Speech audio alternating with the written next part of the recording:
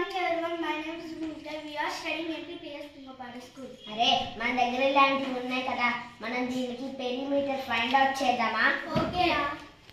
1 2 3 4 5 6 7 8 9 10 11 12 13 14 15 16.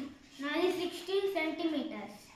1 2 3 4 5 6 7 8 9 10 11 12 30 40 50 60. నాయి కూడా 16 సెంటీమీటర్స్ వచ్చాయి.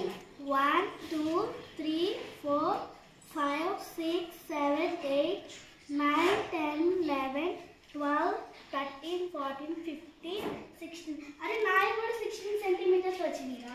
ముగ్గురి సేమ్ వచ్చింది కదా. అయితే నాకు ఒక ఐడియా వచ్చింది. మన యొక్క దగ్గర ఉన్నాయి ఒక్కొక్కటి పార్ట్ కట్ చేస్తే సేమ్ వస్తాయా లేదా అని చెక్ చేద్దామా?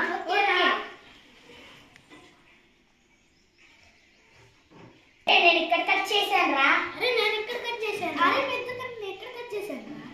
సరే ఇప్పుడు మనం పెరిమీటర్ చూద్దాం. 1 2 3 4 5 6 7 8 9 10 11 12 30 40 50 60.